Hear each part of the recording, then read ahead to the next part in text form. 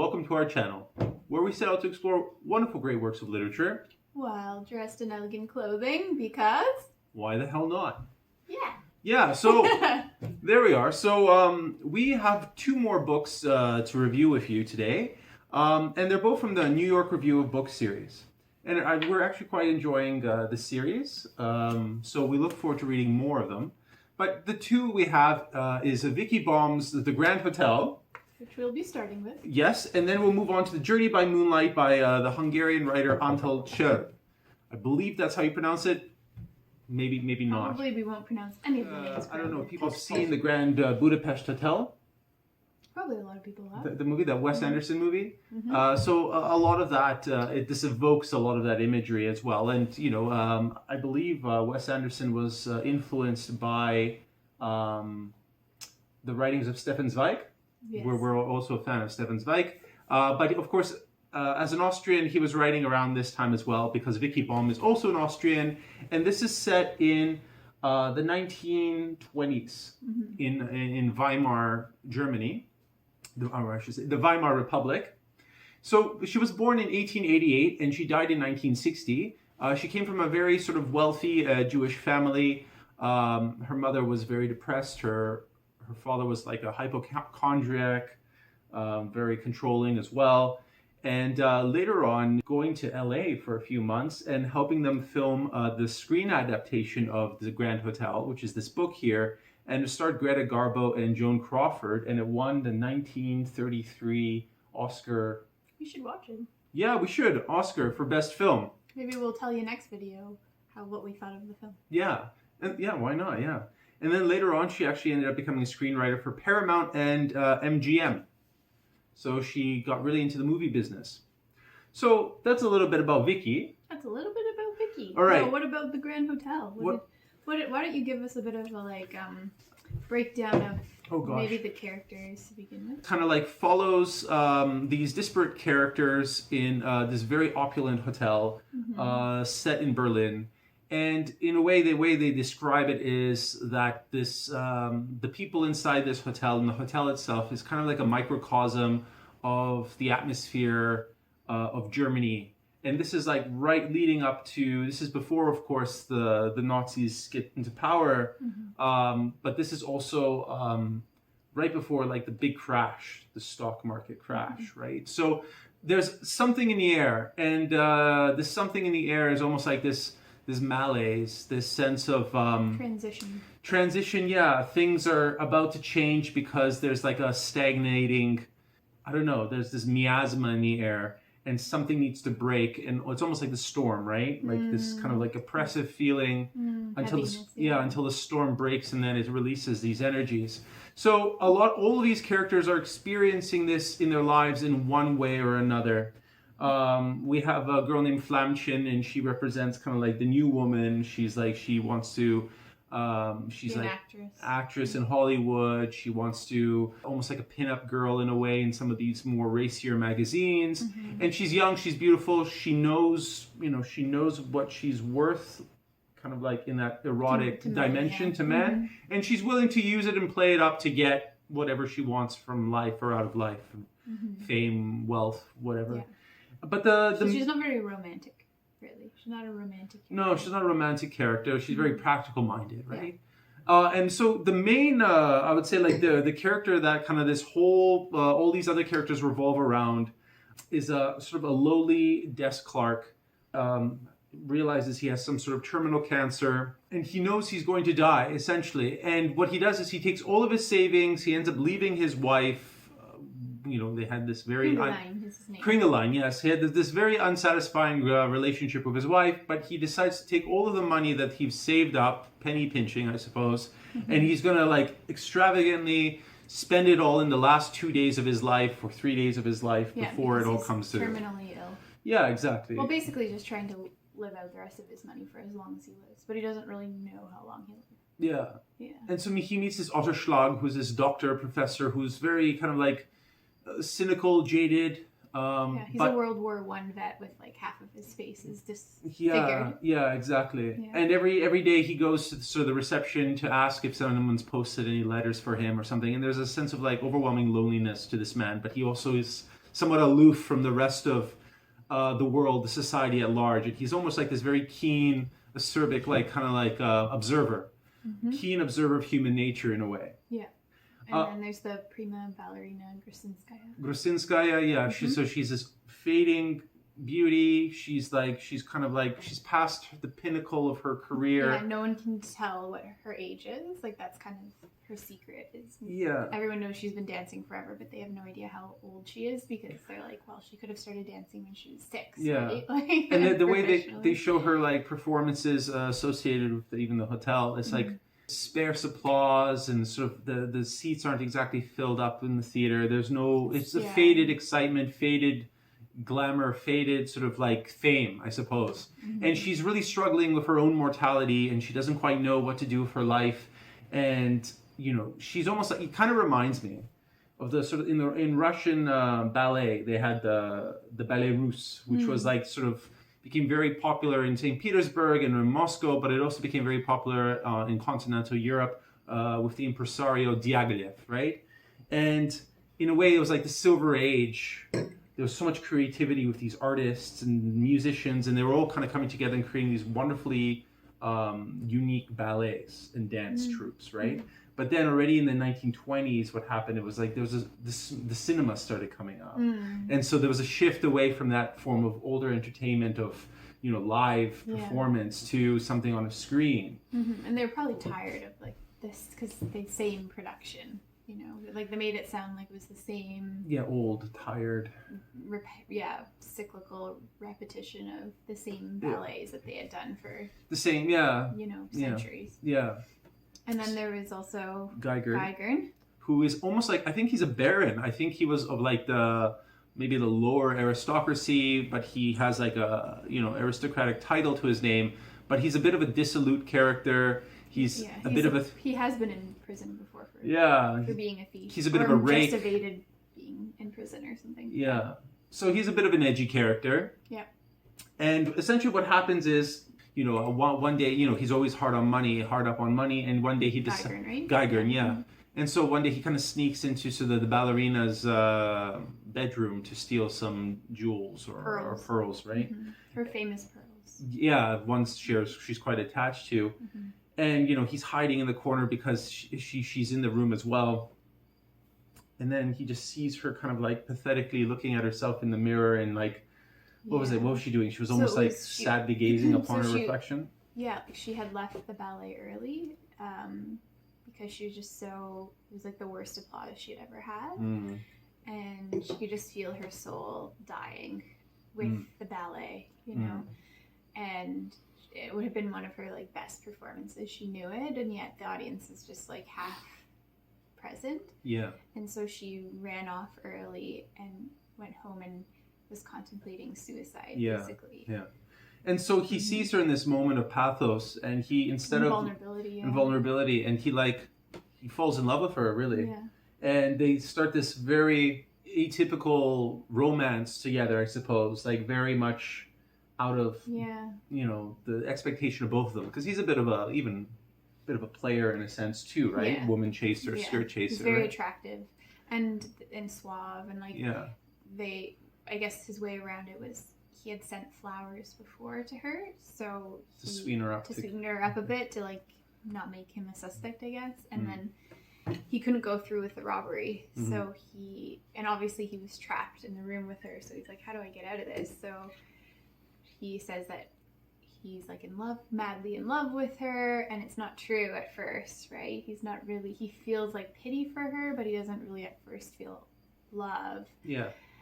And then, or he's confused with his emotions. He doesn't really understand what he's feeling. Yeah. And then, so he convinces her that he really loves her. And in doing so, I think he convinces himself he really loves her. Yeah. Yeah. And she believes it. And it kind of acts as this catalyst for her to change too. Yeah. And so each of these characters, we should also mention that there was also a factory owner, like a very wealthy sort of Praisling? Very, very wealthy sort of businessman. And all of these different characters, you know, at first point, all their lives are parallel, right?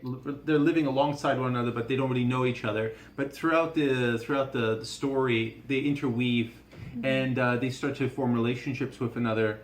And what slowly happens is like Geiger starts to pity Kriegeling for, you know, this sense of like this man who's at his end and who's never really experienced life and the finer things and even just passion of like grabbing hold of life by the horns and like experiencing like, it, if you want to look at it at an astrological perspective, it's like Geiger's like the Aries or the Leo who just takes charge of their life and kind of is all about living in the moment and doesn't really plan or doesn't really like think about the future. And Kriegeline was always planning, and always at the bottom of the totem pole no matter how hard he worked. Yeah. And then he just kept waiting at his retirement for finally to get his recognition that he felt from his he deserved. Manager, like from his and boss. They didn't give him anything, like no card, nothing, and that was his like moment of disillusion, right? And so the reason why Kringeling decides to go to the Grand Hotel is not only that it's the most expensive hotel in Berlin, but he also knows that his boss, who is the businessman, the same businessman, is there, and somehow wants to confront him. He wants to confront him, exactly. He doesn't know how to do that yet, but he knows he wants to do that. Exactly. And all of a sudden, he has this like courage he's never had in his life because death is at his doorstep. So Geiger kind of takes pity on him and just says, "Well, listen, this guy's got money to burn. I, have money I need, but let's give this guy a good time. We'll have a good time of it." Yeah. And then so he takes him out. Like fast car rides. Shows. Yeah, exactly. And then he brings him to all these shows, and then he makes him buy a brand new suit that's all like, because his old one's like threadbare. And he just kind of like shows him those like, those moments of ecstatic, sort of like joyful, whatever. What would you call that? Like diving into. It's very sensual, diving like into very life. sensual Very, pleasures that very he had never sensual things. experienced because he had always put himself last, kind of. And slowly what happens, over time, it just seems like he's getting closer and closer to his like expected doom, I suppose, Kringeline. And then some sort of major event happens in the book where completely turns around and he becomes almost this transformed new man.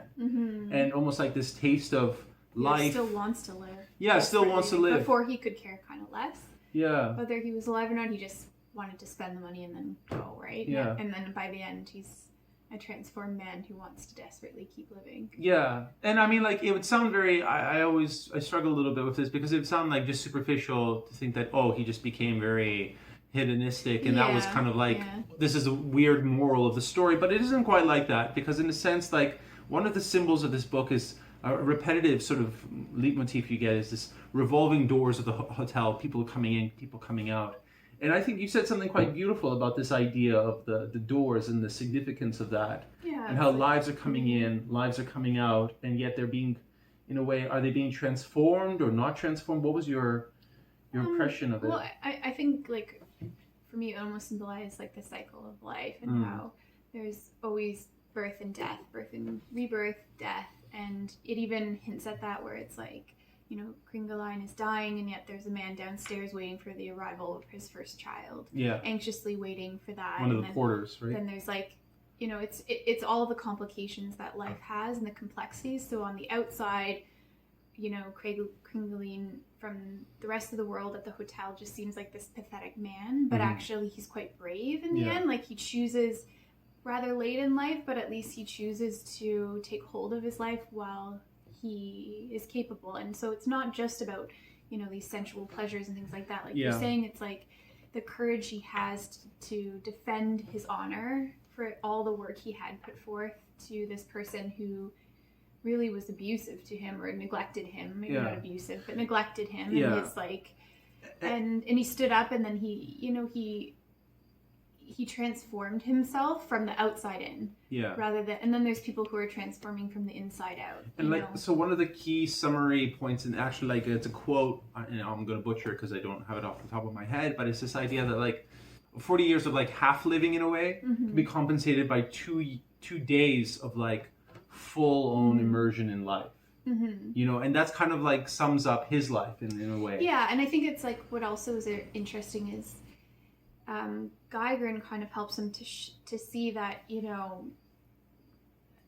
what he sees for the first time isn't as amazing as it actually is. Like that everyone gets tired of these kind of physical and sensual pleasures, and after time it tarnishes, and so it doesn't become as meaningful. And so he also helps to deepen, I guess, Kringleine's view of the world. And what was interesting about what I liked about, I keep mispronouncing his name, Kringleine, whatever his name is. What's interesting about his character too is that he really is a pretty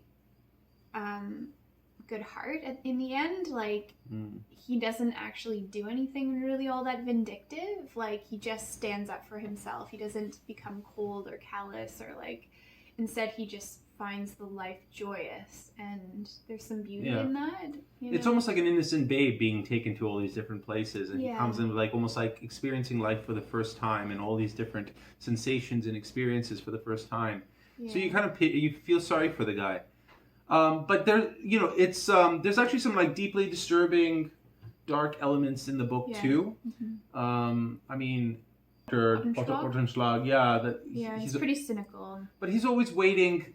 There's a sense of like always hoping to be recognized, remembered, like this sense of old age, right? And in this time of transition, even you were saying that the old were even like... Yeah, like he's the only one who can see history for what it is. Like everyone else is kind of wrapped up in their own ego and pursuit and like living their last lives or starting a new life or, where he's just the one who's staying put, and he's like the grounded, centered one who's watching the doors swing and move and go around. But in a way very lonely because he's the only one who's stuck in the memory of World War I and the memory of life's darkness, and in a way stuck there. In a way almost like the futility of it all as well. Yeah, like the humor of it. Like in a way he kind of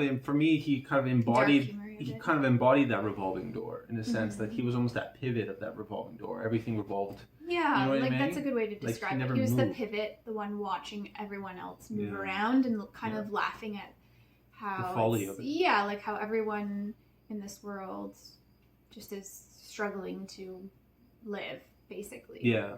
It makes sense of the world around them, and he's just sitting there watching them try to do that in all their complexities and, I don't know, misgivings, I guess. Foibles and whatnot. Yeah. Yeah, anything else that you wanted to say? I think that's a good... I mean, it's a really... These are two challenging books to convey in sort of a full review, because the plot is very, I think for both of them, they're very nebulous in a sense. Like it's not a very linear, it's not a very structured plot per se. They're not necessarily psychological, I would say, although I would say that this latter book is more psychological in a sense. But this one... it's almost like just taking an image of all of humanity. Snapshot, right? in a transient time. Yeah. Like in a time where the old is slowly fading and the new is coming in, and how that process happens, like that death and rebirth, and people clasping to their history, people trying to keep up with the new and evolving world. Exactly, and even with I would say with the hotel itself, it brings off a sense of wornness, like I wouldn't say necessarily decay yet, but just on the verge of becoming starting to become a little bit run down, and that also trying to hold on to the glamour, but not having the resources to exactly anymore. The pipes are rusty, making creaking noises, the steam coming out of places where there shouldn't be, but it still has that opulence, like the veneer of opulence, which is kind of like a representative of society at the time. Like it still had these magnificent sort of buildings, it still had these magnificent sort of like ideals, but then and the almost rust decay of old money too, and the tarnish, it's building and building because it's waiting for something new. And the new ends up being quite horrifying as well, right? This is set pre World War II as well. Right? Anyway, excellent book.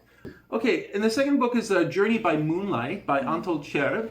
And actually, the way they kind of described it was like a dreamlike adventure. And they compared it to Master and Margarita by Bulgakov. I found it really difficult to actually make that comparison. I've read Master and Margarita, a long time ago. But at the same time, there was certain dreamy qualities to this, but I didn't get a real sense of that fantasia that you get in Bulgakov's story. It's almost like it was trying to be too many things for me. I mean, I did enjoy it. It's not like I didn't enjoy it. I just am a very like emotional based reader, and I felt it was hard to become attached to any of the characters. Yeah. They had their like interesting plots, and but I was left. I don't know if you felt this way, but I was left kind of confused. Okay, so maybe we can help the audience kind of like understand what we mean. Yeah. So Antal Szerb was born in 1901 and he died in 1945, the last year of the war, because eventually he was deported and presumably he was beaten to death in a concentration camp. Which is just horrifying. And apparently like people tried to save him because his name was quite renowned even at that time. So he was Hungarian, a Jew, but he was actually converted, baptized as a Christian. He was as a Catholic. Yeah. So and he studied German and English literature. He had a PhD. He was considered like Hungary's most famous man of letters. And to this day, he's considered like renowned. He's one of their jewels of literature, right? Very well read, this man. Anyway, and so you can see how much knowledge he has based on the characters and the characters' knowledge. Like it was pretty profound. I think that aspect of it. Yeah. But I think that's amazing that for some reason he decided to have the fate of his people. And not be, I mean, I don't call it a coward. I just call it like not strive for survival, but decide to die with his people. Yeah. And there's elements of the main character's kind of lack of fear of death in a way, like curiosity, lack of fear. Certainly curiosity. Yeah. It was one of those things where if you read the book, you'd think this is a very moody, very pensive type of like really like melancholic type of person. But apparently he was like total joie de vivre. He had like a really good sense of humor. He really loved life. He was a very like a outgoing, sort of optimistic sort of chap, right? He wasn't exactly the type of brooding character. To other people, right? But like who knows what goes on. Who knows what goes on, right? But it's the main character's name is Mihaly, and he ends up falling in love with. I wouldn't say that's how it starts. So it starts all the way from his childhood, where he has this like kind of whirlpool. He describes it as these like visions of the world caving in, almost like I imagine this blur. So all the images around him blur into this whirlpool, and he's afraid he's going to fall into it. Yeah. So something like psychologically distressed person, or whatever you want to call that, happening. And it's kind of introduced with his like childhood friends. Thomas and Eva are his best friends growing up. They're sister and brother, and they have a very unique upbringing where they don't really, their parents don't really care about school, and neither do they, and they kind of have a unique lens of the world. But they also had like a vivid imagination. They did play, the three of them. They did plays. They had like very odd obsession with death and like reenactment of death. So essentially, like what happened would be Thomas and Mihaly would always somehow become sort of like sacrificial victims to Eva, either to rescue her or she be like a priestess or something in some sort of like ancient cult, and then she'd sacrifice them. So there was always a sense of death, but there was always as they got older, there was this very much a strong sense of like death mixed with eros, right? This like love and death theme. And so it wasn't just them, but there were like a few two other characters. One was a bit of a mischievous character who always got himself into trouble. Yeah. And then the other one was very religious, like very interested in. Or he became, but he was always Even in the childhood, he was very like interested in faith. He became a monk. And he became a monk. Yeah. But he was very interested in faith from the beginning. Yeah. Essentially, they're on their honeymoon, right? But they're on their honeymoon in Venice. Ursi and Mihaly. Yeah. So Ursi is the woman that he just basically takes off. Yeah. He like misses the train and then decides just never to find his fiance, but essentially, or his new wife. But the thing is, like, it's like they just got married. They're on their honeymoon. They're in Italy. They're traveling around. He takes the wrong train. But it's important to note that, like, they had an affair and then they ran away. They eloped and got married. And her former husband is a very wealthy man who made sure he took care of her, all of her like sort of financial needs and stuff. But he was a womanizer himself, and he just like almost in a sense just wanted to possess her again. But a very kind of like in a very weird, tender way, where he would like, oh, how are you feeling? You want this, you want that, like very spoiling. It was like slighting. It was a very conniving man because he did it strategically. Like he could pinpoint what Mikhaily's kind of weak parts were, and it seems like all these characters knew him almost better than he knew himself in a way. Where it's like, you know, so Ursi's ex-husband would write letters to him saying, oh, make sure you, like right before he took off, wrote him a letter saying, oh, like make sure she has this and this and this, like knowing all about her, even her menses cycles and like what she needs for food and wardrobe and expectations, all of her needs, like speaking on her behalf of what kind of financial expectations were, which is just not the way that Mihaly even thinks, like. And so I think it scared him a bit. You know, it's like, oh, who am I to be the husband of Ursi? And then it scared him a bit. But then maybe unconsciously, more than consciously. But then he ends up meeting one of his friends, who's a little bit of a, I guess a rake, a criminal, a thief, or whatever.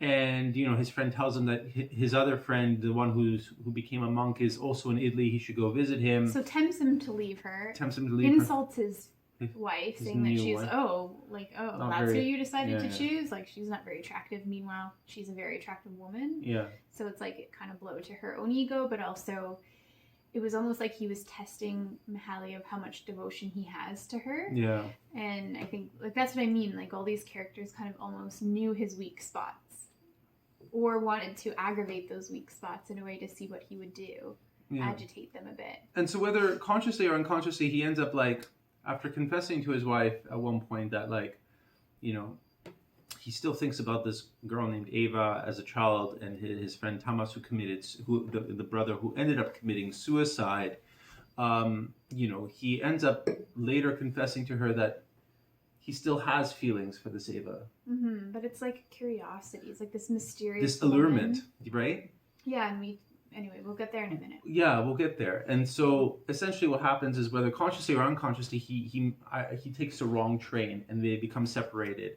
And so Ursi gets into this awkward position where she's kind of running out of money. And he's definitely she doesn't know whether he's going to come back. And her father has invested money in Mihaly's father's company. Yeah. And so it's like this very awkward position for her, because if she reveals that she doesn't have money, then the business and everyone will panic. And also Mihaly left her, that would be such a catastrophic thing for the business venture on the side. But that's a whole other side plot. But essentially, like, she ends up, like, what would you say? Like, so she ends up, like, becoming very frugal as well. Yeah, but liking that. Like, she becomes almost like a wild woman. So she comes from a very bourgeois, like, family who, she doesn't necessarily, she just followed the etiquette and expectations of her class, and yet there was like always a part of her that she didn't know about, but kind of knew about, but wasn't given the opportunity in a way, because everyone kind of catered to her needs. So she's very intelligent woman, but she was also liked to save her, like she talked about her childhood, how she liked to save things and actually found enjoyment in saving like her chocolates or her like gifts that people would give her, and then she finds out in Paris that she actually enjoys finding ways to be frugal, almost the opposite of overindulgence. It's like the pleasure of limitation, and it's in a way that was like something cathartic for her, right? Yeah, like that she doesn't need all these things, because in a way it was a purifying of herself in a way. Yeah, and trying to determine like who is she really living her life for, and does she really love Mihaly, or is there someone else out there? Is it just this like intrigue of someone different than herself, with a mysterious part of him that she's interested in? And so she starts to reassess all of these different values that she has in life. Yeah. But what's very interesting is that, like, Mihaly, on the other hand, he's not a very sympathetic character. He makes a lot of foolish decisions. He makes a lot of selfish decisions. But in a way, you still get a little bit of empathy for the character, because he's a bit of a wanderer. He's a seeker. He's someone who is never satisfied with the status quo or necessarily with just conformity. And he's always searching. And we found it very interesting because there was a sense in which they were both putting themselves into a position where they were both conforming to what their expectations or their societal expectations or their were. Parents. And then this forced sort of like divorce, let's say, this forced separation. It wasn't really forced. He decided to wander. Well, we don't know, right? We don't know what happened with the train. The train, he doesn't say whether he chose the wrong train. He never tries to get back to her. Let's just put it that way. He doesn't try to go back to... Well, there you go. That part is true, right? Yeah. But this like separation that they encounter is almost them on this wandering journey together. Yeah, trying to find his friend. Yeah, and Eva.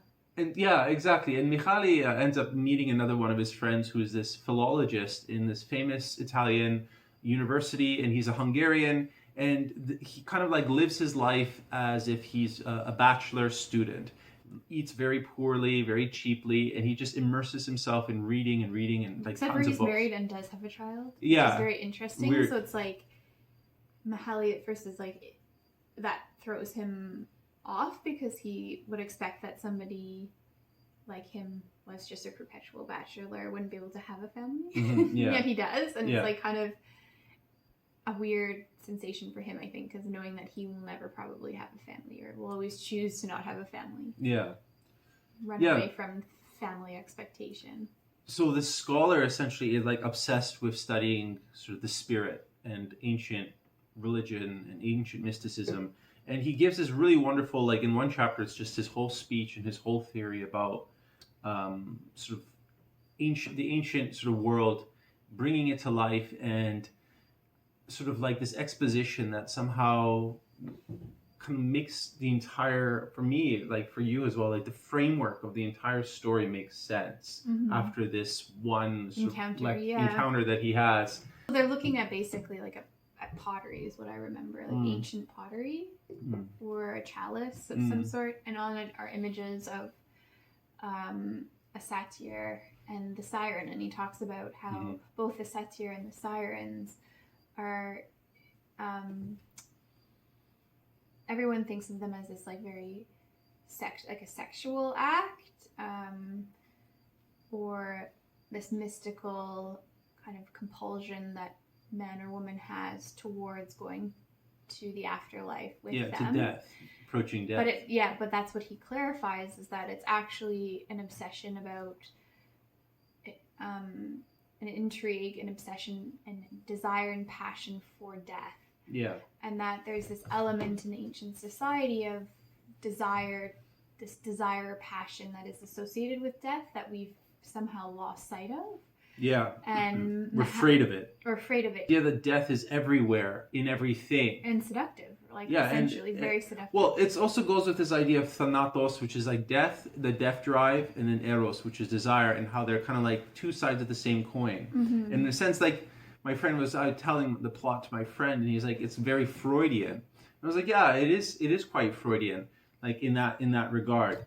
But he knows this stuff as far as the ancient people. But this is exactly right, yeah. And the mythology behind it. But the interesting thing is when that happened, I was like, oh, very interesting. Because Ava is like a siren. She was drawing men, whether it's her brother Thomas, towards death or like helping him in that act. She's kind of this mysterious person who shows up, and this person, anyway, she's always associated or around death, or very comfortable with death, and also luring to Mihaly. So I saw her as like Mihaly's siren. Yeah. Kind of beckoning her to take that risk, seducing him to take that risk, and then because in Greek mythology, it's just that the sirens were these sort of very enchanting, sort of bird-like sort of like women that would sing the song of the spheres, and the frequency of the song would actually lure sailors to the rocks to their death. His Persian friend at first, who was like this kind of erotic, very animalistic, character for her, because she said that like he reminds her of a tiger, and when she looks at him, he's like wants to possess her with his eyes in this very animalistic but possess way. her in the sense because she's a woman, like he's like, it almost like doesn't matter who she is or what she is. And she in a way is like intrigued. seduced by him, and like actually says that she's in love with him in a way because she's not offended by his traditional ways of pursuing her. Mm-hmm. Flattered, actually. She's flattered by Flattered but scared by it. Yeah. She decides not to take that pathway of death. Like, she sees that as a cycle. She's very intelligent, and so she sees that as a cycle never ending. Like, once she's possessed by him, she'll be discarded, and then who's next? She'll want somebody next, and so she lists off all these like different ethnicities that she then have to like find to be attracted to, and be this wayward kind of wandering woman who's just interested in being used by men in a way, and that's not her. Like, that's not. And her in a way, way. that's a path of death as well, but it was a path of death through a different type of eroticism. Right, and she just couldn't separate herself, I guess, from her like traditional value in a way of being. But she felt rather triumphant when she denied him, right? Yeah. She did feel like, she was ambivalent at first whether, she should, let him come to her bed. Or not, yeah, but that's sort of the power of the satyr, right? That pursues with his phallus sort of erect, right? Versus like the other one, whereas the man pursues the siren because he's lured to sort of her song, her beauty, her song, right? So it was interesting to see both characters experiencing the same thing that this professor is kind of like expounding in his sort of like lecture to his friend. Yeah, and so it's interesting because it's like Mihaly and Ursi, they see each other as so different. Like, they keep saying, oh, they're so different, so different. But then I found it interesting how actually their pathways were very similar. They went on this like kind of wayward adventure of pursuing their animalistic or primal type of lust for or desire, mysterious. But they were looking for meaning, right? Like, especially him. Mihaly he said so himself. Yeah, but I think he got, in my perspective, like, I don't, right or wrong, I don't know, but it didn't seem like he was in pursuit of meaning, but he didn't really understand himself. No, yeah. And I think that's the element that was different between Ursi and him. It's like he never looked inward so deeply. He just kept chasing and trying to find meaning exteriorly. And like this obsession with death and like the death of his friend, and it's always external. How do I get meaning? Like this, the meaning for Thomas was death. So do I find that? Yeah, and he was contemplating suicide at some point. Yeah, he never really looked inward, whereas Ursi was like, kind of saw herself and the pathway she was going after, and so she's like, okay, I could choose that or not choose that, and had a more stable sense of self. But they both were not as different as they thought each other were to be. They actually had a very similar experience where they were being beckoned by something seductive. Or like the palmist, there's this like Italian dark-haired kind of gypsy-like woman who is giving him his fortune, and she's very alluring again and seductive, and like, but she can tell from his palm that he's going to do something, and so drastic, and so she in a way rescues him from his own suicide, which he didn't really want to do. He just felt like he was literally writing a suicide note, and she's like, you have to come to this child's christening. So she shows up at his door at the time when he is like contemplating moving forward with it. It was more like a sense of stubbornness that he was going to do it than necessarily a sense of desire to at that point. And she takes him off to this christening of this child who's not a very attractive infant, and he gets kind of like, I'd say that was probably for me the part that was the most dreamlike, where because he's given too much to drink at the baptism, he's surrounded by these really foreign people, and he's afraid they're going to rob him. I remember that, So it kind of reminds me of a dream where you're like a bit afraid, but also just a little bit accepting hungover. And also just accepting of what's going to happen. Like, you can't really change the outcome of a dream necessarily. So it's like he's just letting it happen, but at the same time a bit afraid. And then he wakes up and realizes that she actually saved him. Yeah. And I found that part like kind of dreamlike. Yeah, there was a dreamlike quality. Yeah. So shall we rate these then? Okay, ready? Okay. The Grand Hotel. Grand Hotel, I'll give it 3.9 out of 5. Okay. And this What about you? Okay. Well, I just like the ballerina. Yeah. I found the ballerina, like, there's this one scene, of a vulnerable scene where she's, like, looking at herself in the mirror, and she has this, like, very childlike figure, but she's seeing herself, even though she's, like, worked every single day of her life to become this, like, grand performer. but she sees the wrinkles, and she sees like the body, kind of her breast sagging, and her like how much effort and energy she put in. There's something really beautiful for like a ballerina to express in that image full nakedness. Like she's trying to do that in performance, and she does that quite well, all the different embodiments of what our physical body can represent and emotion, right? But then that scene was just so powerful. I felt like that was a really beautiful scene where they described her like looking at herself and, you know, both loving herself but being disgusted by herself at the same time. That was just a really beautiful, I could see it through the eyes of the main character, and I felt like that for that scene alone, it was a very poetic and beautiful book. And so I would give that one a 4.3. Okay. So that was my really roundabout way. Very, very good. Yeah. Journey by Moonlight, Antal Szerb. You? I would give it 2.9 or a 4. I was gonna say 4. It's very interesting, but it was at some points you just feel like, where is this going? Like I need a catch. This to, one like, didn't pull leave me along. me. This one, like in the end, I was like, oh, that's a really cool ending with just looking at the revolving door, and it made me think more. It made me want to like analyze the characters and get into their head. Yeah. With this one, I was kind of like relieved when it was done. To be honest, I was like, okay, but it didn't really leave me wanting to interpret anything, or like. Usually with books, I sit and I think about them for like a day afterwards, and I honestly, this was like once it was done, I didn't really think about it much more, which is kind of sad to me because I get quite attached to characters. The end. Very good. Okay, so this was just a continuation of the New York Review of Books, which is very good. Yeah, they're playing together. But thank you for joining. If you've read these books, please comment below. Let us know. And we look forward to hearing from you soon. Yes. And we will talk again. And hit the subscribe button down there. Somewhere. Anywhere, you know where to find it. Okay. Take care, everyone. Bye-bye. Bye-bye.